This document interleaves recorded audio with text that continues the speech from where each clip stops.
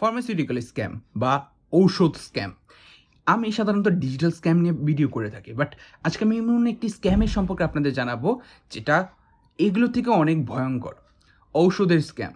ঔষধ মানুষের জীবনের একটি গুরুত্বপূর্ণ অংশ, বলা যায় মানুষের যান বাঁচানোর একটা জিনিস। আমরা ঔষধের কী এগুলোর ব্যাখ্যা আমি দেবো না, এটা আপনি আপনার ব্যক্তিগত জীবনে ভালোভাবে টের পান প্রতিনিয়ত। তো আমরা ঔষধ কেনার সময় কিছু কিছু জিনিস ভুল করে থাকি, এই বিষয়টা আমি জানাবো। প্রথমত, আমরা কিনে থাকি ঔষধ, বাট আমরা যে ওষুধের ভেরিয়েশনস থাকে, লাইক এটা অ্যাকমি কোম্পানির, এটা বিক্সিমকো, তারপর এটা ডিফারেন্ট কোম্পানি থাকে। এই কোম্পানিগুলোর ওষুধের নামের ভিন্নতার কারণে আমরা ঔষধ চিনতে ভুল করি। মনে রাখবেন, একটা ওষুধের ডিফারেন্ট কোম্পানি হয়। একটা ওষুধের 50টা কোম্পানি হতে পারে। নাপা সিরাপ, এটা অনেকগুলো। নাপা কিন্তু নাপা সিরাপ না, এটা একটা প্যারাসিটামল। তো প্যারাসিটামলের বিভিন্ন কোম্পানি বিভিন্ন নামে প্যারাসিটামল বের করে থাকে। তো এই যে এই সমস্যাটা, এটার কারণে অনেক সময় দেখা যায় যে এক ডাক্তার এক ওষুধ প্রেসক্রাইব করেছে, সেম আরেক ডাক্তার আরেক ওষুধ প্রেসক্রাইব করেছে, অথচ দুটোটার মেডিকেল ফর্মুলা একই। তাই আগে একটু জিজ্ঞেস করে নেবেন যে এই ঔষধটা আর এই ঔষধটা এক কিনা। এটা আপনাকে সবচেয়ে ভালো বলতে পারবে যে ফার্মাসিস্ট থাকে সে। ওকে, তো আরও একটা বিষয় থাকে যে আমরা অনেক সময় দেখি ফার্মাসিস্টের থেকে ওষুধ কিনে আসলে পরে জানতে পারি যে এগুলো ফ্রি ওষুধ। অর্থাৎ বাংলাদেশ গভর্নমেন্ট সরকারি হাসপাতালগুলোতে কিছু ওষুধ দিয়ে থাকে রোগীদের উদ্দেশ্যে, যেগুলো সম্পূর্ণ বিনামূল্যে পেয়ে থাকে। তো এই ওষুধগুলো ওই ফার্মাসিস্টরা, ওই যে ডাক্তাররা বা ওই যে সরকারি হসপিটালগুলো, ওখান থেকে কোনো অবৈধ উপায়ে কালেক্ট করে এবং কালেক্ট করে ফার্মাসিতে বিক্রি করে দেয়, এবং সেসব মানুষদের কাছে বিক্রি করে যারা এরকম বিষয় সম্পর্কে জানে না, বা হয়তো বা আপনিও নাও জানতে পারেন। তো এই সকল ফ্রি ওষুধ আপনার কাছে বিক্রি করে দিচ্ছে। তো ফ্রি ওষুধ দেখে চেনার উপায়টাকে এটা গভর্নমেন্ট খুবই সুনির্দিষ্টভাবে লিখে দিয়েছে বা সুনির্দিষ্টভাবে বুঝিয়ে দিয়েছে। সেটা হলো, ওই যে ফ্রি ওষুধ থাকে ওটার লেবেলিংটা হয়ে থাকে সবুজ এবং লাল কালার। অর্থাৎ ওটা সম্পূর্ণ এক ধরনের। ধরুন, এটা আমি একটা ডেমো দেখাই। ধরুন এটা একটা ওষুধ। তো এই ওষুধটার যদি সরকারি হতো তাহলে এটা লেবেলিং হতো সবুজ এবং লাল, মানে অর্থাৎ বাংলাদেশের জাতীয় পতাকার কালার টাইপের একটা কিছু লেবেলিং হতো। এবং সব সরকারি ওষুধ যে কোনো মানে মেডিসিনই হোক, সেটার লেবেলিংটা, সেটা হোক কোনো জারের ভিতর, সেটা হোক কোনো বটলের ভিতর, সেটা হোক কোনো এরকম ট্যাবলেট আকারে, তো সকল ঔষধের লেবেলিংটা সেম থাকে। এবং এই ধরনের ওষুধ কেনা থেকে বিরত থাকবেন, কারণ এগুলো অবৈধ। আপনি মনে করছেন যে ওষুধ তো ওষুধই, কিনলাম সরকারি হাসপাতালে, হয়তো বা আমি সিরিয়াল পাইনি দেখে আমি সরকারি হাসপাতালে নিতে না পারলাম, কিন্তু এখান থেকে তো কিনে নিলাম কম দামে। না, আপনি ভুল করছেন। সরকারি ওষুধ ডাক্তাররা ডিরেক্টলি কোনো ফার্মাসিস্ট থেকে কেনার জন্য প্রেসক্রাইব করে না, বরং ডাক্তাররা বেশিরভাগ ক্ষেত্রেই সরকারি ওষুধ বলে যে সরকারি হয়তো বা যে বুথ থাকে, ওই বুথ থেকে, হসপিটালের বুথ থেকে কালেক্ট করতে, অথবা ডাক্তাররা নিজেরাই আপনাকে দেবে এই সরকারি টাইপের ওষুধ, বাট কোনো ফার্মাসিস্ট থেকে কেনার পরামর্শ দিয়ে থাকে না। অ্যান্ড ফাইন অফ অল, আমি আরও দুটো স্ক্যামের কথা বলবো বা আরও দুটো ক্রাইমের কথা বলবো। প্রথমত, যে এক্সপায়ার্ড ওষুধ বিক্রি করে। আমরা অনেকেই বুঝি না কোন ওষুধটা এক্সপায়ার্ড হয়ে গেছে, কোন ওষুধটা এক্সপায়ার্ড হয়ে যায়নি। এক্সপায়ার্ড মানে মেয়াদ উত্তীর্ণ।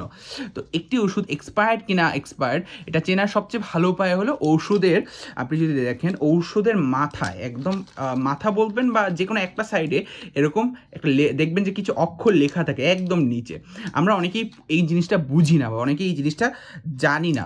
এখানে ওষুধের মেয়াদ উত্তীর্ণের তারিখ স্পষ্টভাবে লেখা থাকে।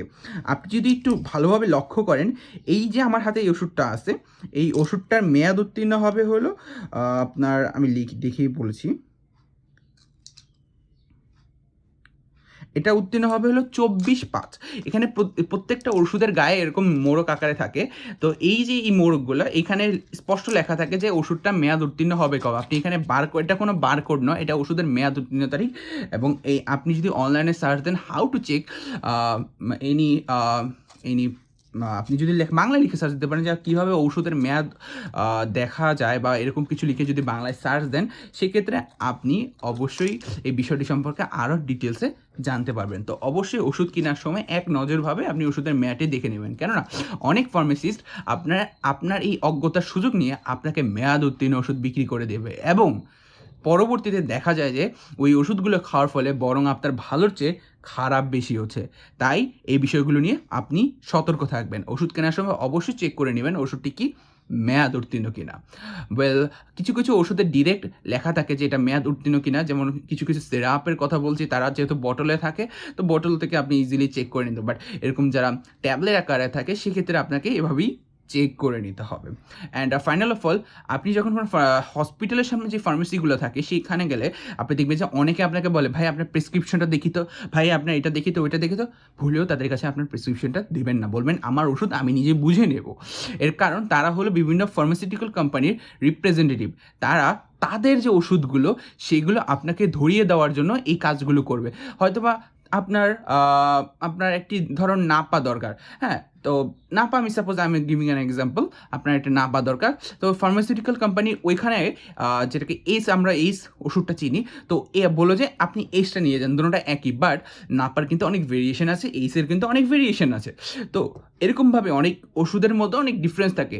একই মেডিকেল ফর্মুলা হলেও পাওয়ার, ওষুধের যে মাত্রা সেটার অনেক ভিন্নতা আছে। তাই আপনাকে ডাক্তার যে কোম্পানিটি যে নামটি প্রেসক্রাইব করবে অবশ্যই সেই নামটি ওষুধ কেনার চেষ্টা করবেন।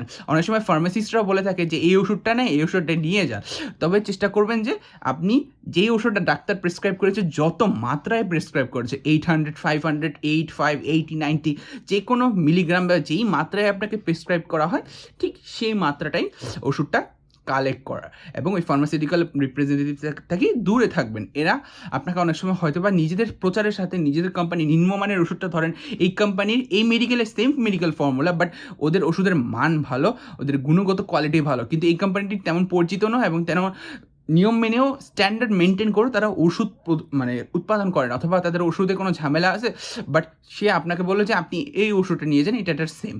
তো এইসব মেডিকেল রিপ্রেজেন্ট, কারণ ডাক্তার যখন একটি ওষুধ প্রেসক্রাইব করে সে সব কিছু খোঁজ খবর রেখেই ওই সকল ওষুধ প্রেসক্রাইব করে। যদিও অনেকে বলে যে ডাক্তারকে মেডিকেল রিপ্রেজেন্টেটিভ টাকা দিয়ে ওষুধ দেয়, বাট সে আগে রোগীকে প্রেসক্রাইব করার আগে ওই টাকা তো নিবেই, স্বাভাবিক, বাট ওই সকল ওষুধের মান নির্ণয় করে বা মান দেখে তারপর প্রেসক্রাইব করে। এভাবে কোনো একটা রোগীকে ডাক্তার প্রেসক্রাইব করতে পারে না বা করেও না, এতে ডাক্তারের রেপুটেশনের ঝামেলা হবে। তাই ডাক্তার যেই টাইপের কথা বলবে বা ডাক্তার আপনাকে যেভাবে বলবে আপনি সেভাবে মেনে চলে আপনি আশা করি এই ধরনের স্ক্যামগুলো থেকে বাঁচবেন, এবং এই ভিডিওটি শেয়ার করে দেবেন যাতে আপনার কোনো বন্ধুবান্ধব বা আমরা যারা রেগুলার ওষুধ কিনে বা আপনারা যারা রেগুলার ওষুধ কিনে তারা যাতে এই টাইপের বিপদ থেকে বাঁচতে পারে। সবাই ভালো থাকবেন, সুস্থ থাকবেন, চ্যানেলটি সাবস্ক্রাইব করে দেবেন এবং পেজটি ফলো করে দেবেন, সাথেই থাকবেন।